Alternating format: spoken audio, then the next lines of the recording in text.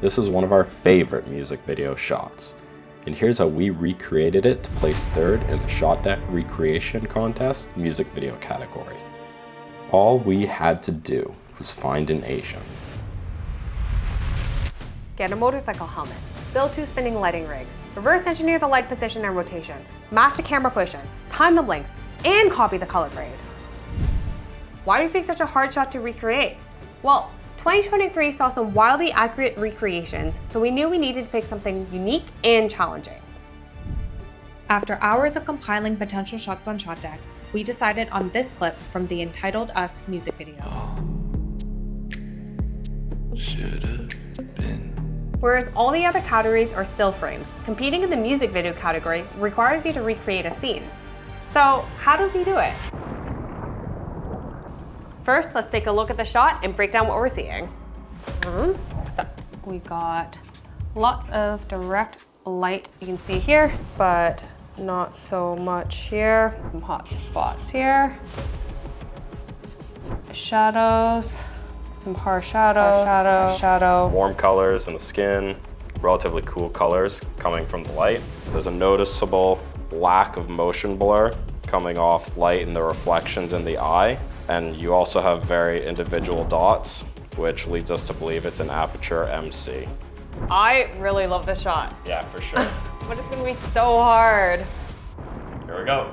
Now that we knew what we needed to do, we just needed to do it. The issue is, we only had one aperture MC. So after some quick Googling, we found out there was a 12 light kit, which was perfect. The issue with that is, we had to rent it. And the closest rental shop that actually had this kit was 3 hours away. A few hours later. Next was the fun part, figuring out how to build the spinning wheel to put the lights on. We have this friend who's a key grip who gave us this great idea of putting lights on a bike tire. So we could do that, but the bike tire doesn't spin itself. It was a step in the right direction and gave us some great ideas.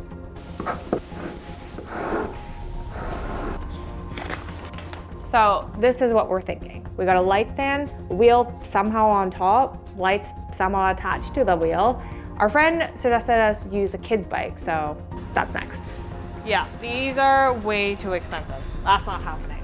Good thing, we have plan B. Mason's just calling his uncle. We're gonna try to see if we can use the wheels from his golf bag. Good. Go get a helmet. The reference is clearly a motorcycle helmet, so that's where we started. We went back to the store, tested a whole bunch of helmets, and found that a snowmobile helmet was actually the best one to get. We weren't sure how many aperture MCs we'd actually need to use, so we started by using all of them with 6 MCs per wheel. We used Maffer clamps to attach the lights to the wheels and space the lights as evenly as possible. We didn't have a great way to attach the wheels to our light stands, so like any engineering genius, we used zip ties and tape. Last part of the setup was to bring in the big black backboard. To mimic the reflection in the eye, we position the lights like this. The light further from the camera is placed on an angle to match the angular reflection in the eye. The light closer to the camera was positioned just far enough away so that it didn't hit the first light when they were both spinning. Using the Sony a7 IV, we decided to shoot at 60 frames per second and 1/125 shutter speed, as the higher shutter speed would help minimize motion blur in the reflections in the eye. And after a bunch of attempts and some time color grading, we got this. It's pretty good. I mean, it's okay. But with $75,000 of prizes on the line, it was absolutely not enough. So, what went wrong and how can we make it better? To start, the contrast and light direction was completely wrong at times. For example, every frame in our shot had direct light on the face, compared to this frame which has only indirect light. Next, the position of the light in the eye was wrong. Ours was too high and too angled. Lastly, we needed to figure out how to spin the light at a consistent speed. So what'd we do?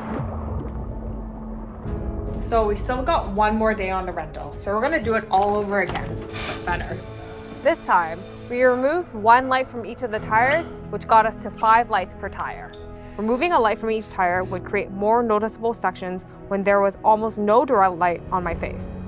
Then we pushed the lights closer to me and reduced the angle on the closer wheel. This gave us a much better reflection in the eye. The next thing was to improve how we were spinning the lights. We're not engineers, and we're not smart enough to create a motor of sorts, so we got the next best thing, Mason's dad. So we had him stand behind the lights and spin both wheels in opposite directions at a consistent speed. What speed? We weren't really sure, so we just got him to go for it and prayed that one of them would work. After a ton of takes, this was our best one. Blink.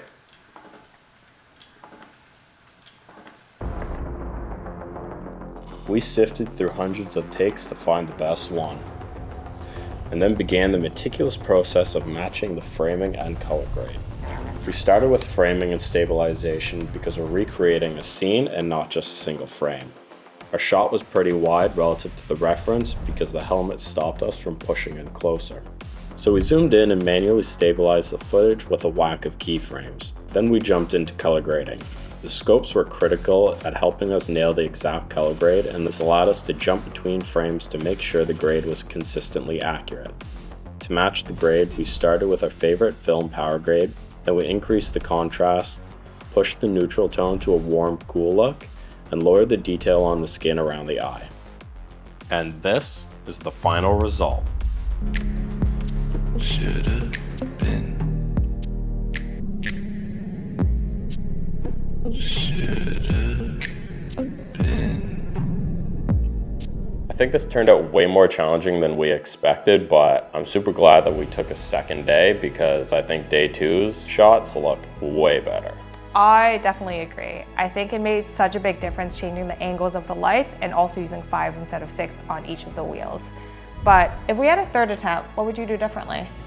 I'd get a different model. Your face is too flat, your nose bridge is too short, and it made it impossible to push in where your far eye disappeared behind your nose, while your close eye had the same angle facing the camera that the reference shot had. Whatever, Spielberg. Well, let us know how you think we did and what you would do differently, and subscribe for more content like this.